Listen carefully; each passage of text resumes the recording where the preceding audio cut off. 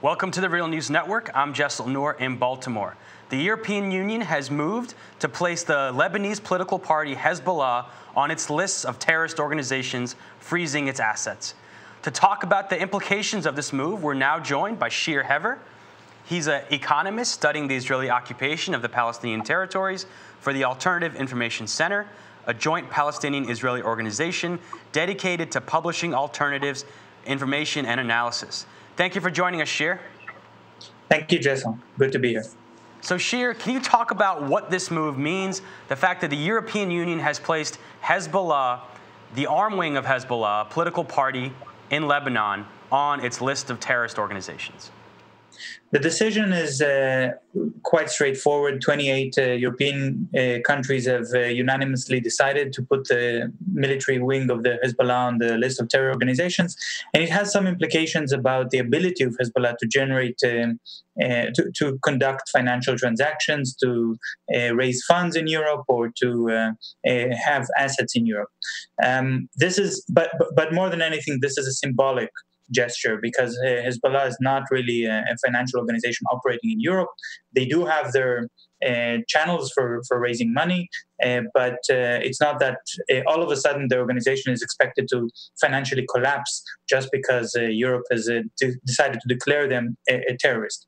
What it does mean, however, is that it shows a lot about how the political situation, the political environment in Europe has developed to create a sort of policy in which Europe is trying to wash their hands from involvement with problematic organizations or problematic political movements, and they are blundering. They are doing so in a very unsophisticated and very hypocritical way.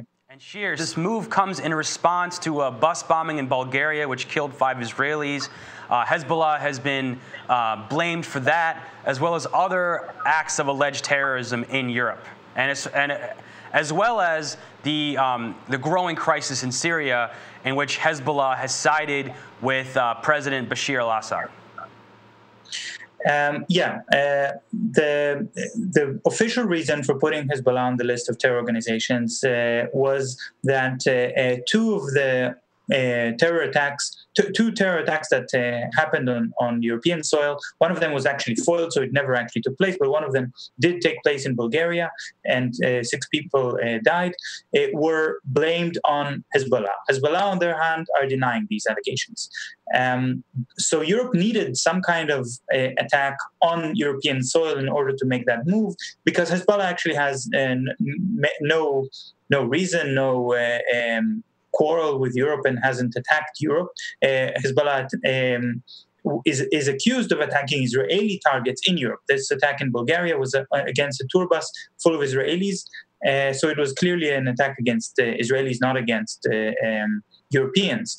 But it did happen on European soil. Now, one could definitely argue Europe has every right to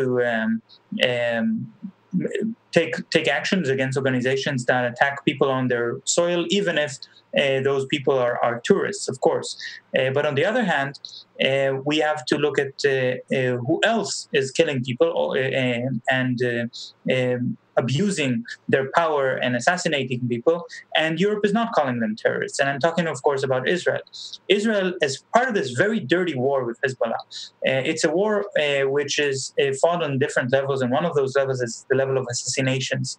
In 2010, Israeli Mossad agents, although again Israel is denying this, but there are quite overwhelming evidence that Mossad agents have infiltrated a hotel in Dubai and assassinated Mohammed al-Mabhout, a senior member of Hezbollah.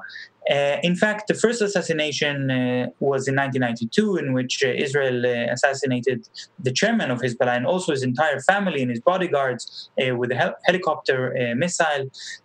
So all these attacks did not convince the European Union to call Israel a terrorist state. And even the fact that those Mossad agents that entered Dubai have used European passports, forged European passports. They've stolen identities of European citizens and tried to use them in order to enter and achieve their assassination. That didn't convince the European Union to call Israel a terrorist state. So what we see here is a very one-sided and very hypocritical view that Hezbollah is called a terrorist organization because they're a Muslim organization, because they're an Arab organization, while other more violent groups, more violent forces are not called terrorists because they're considered allies of Europe. Now, you mentioned that this is the reason for Hezbollah being called a terrorist organization, but we have to be very aware of the timing of this. The timing is not a coincidence. The attack in Bulgaria happened last year, and what's more relevant, what's more urgent, is actually the decision of the European Union to put sanctions to prevent any kind of economic deals or funding with Israeli organizations which operate in the occupied Palestinian territory. This is a bombshell that Europe has dropped on Israel. This is something that caused a lot of reaction in the Israeli political system, and the Israeli Foreign Office, the diplomatic service, are on the phone constantly with Europe trying to get this decision rescinded without success. But we have to remember that Israel has also been pushing Europe for years to call Hezbollah a terrorist organization. This has started long before this attack in Bulgaria. Israel is trying to put Hezbollah on the list of terror organizations. They've already succeeded doing this in relation to the US. The US does consider Hezbollah a terrorist organization already. But Europe is a bit more equivocal because Hezbollah is also a political party in Lebanon, a very powerful political party with a lot of popular support. And it's the biggest political party in Lebanon, right? Yes, the biggest one. And the reason that they're so big, the reason that they're so popular is that they're the only group inside Lebanon that have actually successfully protected Lebanon from Israeli attacks. So a lot of Lebanese have a lot of respect to the fact that Hezbollah were able to offer some amount of protection to Lebanese citizens. They actually forced the withdrawal of Israeli forces a few years ago from southern Lebanon. Yes, in 2000, Israel has withdrawn from the southern strip of Lebanon, which they occupied for 20 years. And Hezbollah took over that area that Israel is withdrawn from. And from that moment on, Hezbollah has become the semi-official army of Lebanon. So when the European Union are saying they're now calling the military wing of the Hezbollah a terror organization, they're basically calling the military of Lebanon, in a way, a terrorist organization. But that's interesting because Lebanon is actually not engaged in attacking any other countries.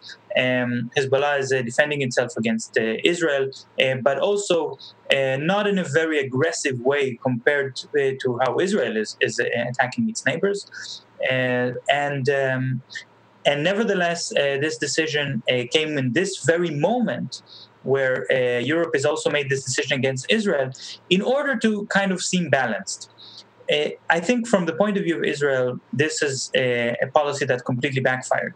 They wanted Hezbollah to be put on the terror list of Europe as sort of a stick that they can beat with, that they can put more pressure on Europe and say and accuse Europe of being too tolerant for terrorism in order to get other things from Europe.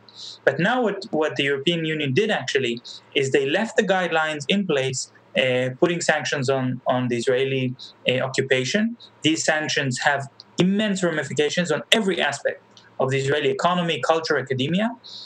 And then to balance it, they put they make this declaration about Hezbollah being a terrorist organization, which is a declaration, extremely problematic declaration, but it has much less actual ramifications on the ground. It will not affect Hezbollah so strongly as it affects Israel, as the other decision affects Israel.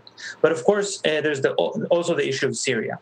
And the fact that Hezbollah has allied themselves with Bashar al-Assad, the president of Syria, has put Hezbollah in a very difficult position because, of course, not everyone in Lebanon or in the Arab world are on the side of the president, and many of them see their actions there as